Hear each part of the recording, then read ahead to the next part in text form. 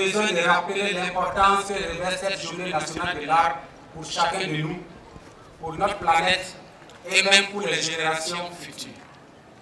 Et comme le disait Martin Luther King, je cite, « Les arbres sont les plus beaux livres de l'univers dont chaque feuille est une page. » Fin de citation. Et la sagesse africaine de nous enseigner qu'on ne peut pas vivre sans art pour en conclure que l'art, c'est la vie. De toute évidence, l'art et plus globalement les forêts jouent un rôle très important dans l'amélioration des conditions de vie de l'homme. Selon l'Organisation mondiale pour l'alimentation, près de 60 millions d'hommes et de femmes dépendent presque entièrement des forêts. Les arbres ont toujours été intimement liés à l'évolution de la biodiversité, surtout l'humanité.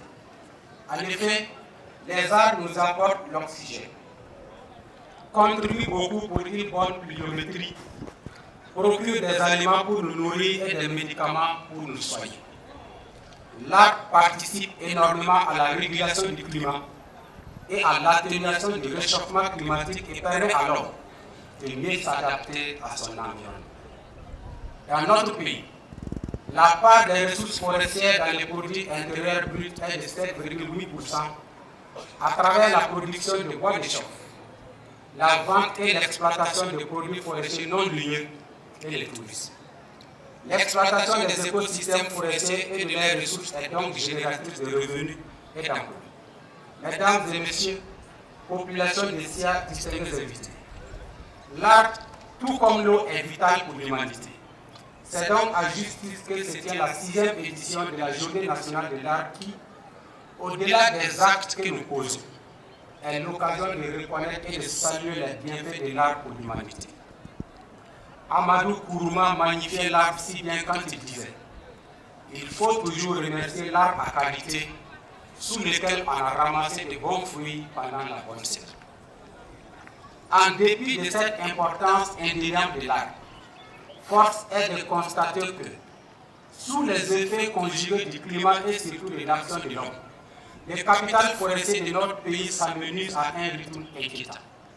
Au-delà des facteurs habituels qui portent atteinte à l'arbre et à nos forêts, aujourd'hui, nous sommes contraints d'intégrer les effets néfastes de la lutte contre le terrorisme dans notre analyse. En effet, la destruction des forêts s'est accentuée dans plusieurs localités de notre pays du fait de la guerre contre les terroristes, ce qui augmente du même coup la perte d'espace de forêt. Ainsi, selon les statistiques de l'occupation et l'utilisation des terres au Burkina Faso, de 2000 à 2022, la régression des superficies forestières a été estimée à 83 584 hectares par an, ce qui est un signal alarmant à ne pas ignorer, et ce, d'autant plus que les différentes actions entreprises pour mitiger ces effets néfastes ne permettent de restaurer qu'environ 10 000 hectares par an. Les conséquences prévisibles de cette situation sont, entre autres, la perte de la diversité biologique, source de biens et services pour les populations, l'aggravation des maladies, la diminution de la ressource en eau et les changements climatiques.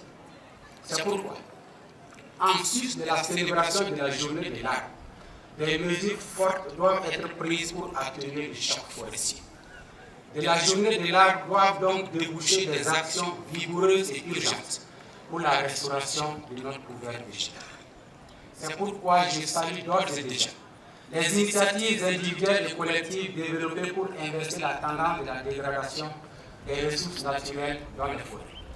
Distingués invités, mesdames et messieurs, l'institutionnalisation de la Journée nationale de l'art en 2018 s'inscrit dans la dynamique de mobiliser l'ensemble des couches socio-professionnelles de notre pays pour une participation citoyenne au reboisement, à l'entretien et à la protection des arbres.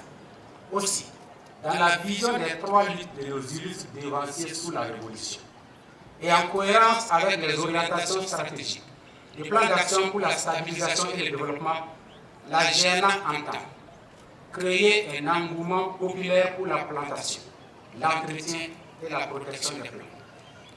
Magnifier l'art pour ses multiples fonctions et services écologiques, sociologiques, économiques et culturels, reconnaître et récompenser les mérites des acteurs intervenant dans le domaine de la préservation et de la valorisation des ressources forestières, lancer officiellement la campagne annuelle de reboisement et de reforestation. Depuis la première édition, les Journées nationales de l'arbre, en mettant l'accent sur planter utile, ont permis de planter plus d'1 million d'arbres, dont une majorité d'espèces locales, sur les sites sécurisés et équipés de points d'eau, avec un taux de survie estimé à 70%. Pour la 6e édition, les réflexions autour du thème arbre, capital de résilience pour un développement endogène, mettront en évidence l'apport inestimable de l'arbre dans la formation du produit intérieur brut, dans un contexte où l'accent est mis sur la mobilisation des ressources endogènes. De plus, la place des produits issus de l'arbre dans le développement d'un tissu industriel sera mise en exergue. Vaillante population ici mobilisée, mesdames et messieurs, au cours de la campagne de reforestation 2024, j'invite tous citoyens vivant au Burkina Faso et les Burkinabés de l'extérieur à un engagement patriotique. Cet engagement consistera à reverdir notre territoire par tous les moyens pour avoir un taux d'au moins 70% des plants vivants après les 2 premières années de plantation.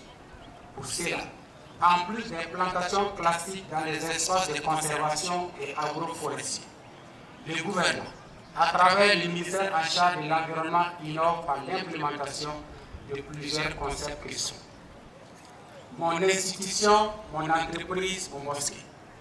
Je reverdis mon domicile. Un rond-point, un aménagement paysager. Une rue, une avenue, une plantation d'aliments.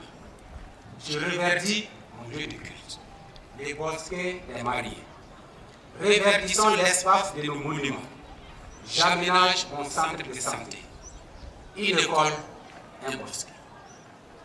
Ces concepts constituent une invite du gouvernement aux personnes physiques et morales à s'engager résolument pour l'accroissement du couvert végétal, en investissant plus dans le reverdissement de nos milieux de vie, notamment les concessions, les espaces publics tels que les rues, les jardins et les ronds-points. Je vous invite donc à vous engager à planter et à entretenir des arbres, individuellement et collectivement, pour que nous puissions obtenir des résultats collectifs qui permettront de reverdir notre beau pays, créant ainsi un écosystème propice au développement endogène. Distingués invités, mesdames et messieurs, la présente cérémonie de la GNA consacre également le lancement de la campagne nationale de reforestation 2024. Les projections pour cette campagne sont la mise en place de 25 hectares de bosquets avec la sécurité collective et la maîtrise de l'eau, des plantations d'aliments de 160 km, l'aménagement de 10 ronds-points, l'aménagement de 13 espaces verts. Au total, pour cette campagne de reforestation, plus de 6 millions de plants, dont 70 000 pour la Journée nationale de l'arbre, seront mis en terre sur une superficie de 120 hectares. Et pour traduire ces projections en résultats et aller au-delà, j'invite l'ensemble des acteurs à adhérer et à s'approprier les concepts du ministère en charge de l'environnement et à s'engager pour reverdir les façons. Sur ce, je déclare lancer la campagne nationale de reforestation 2024.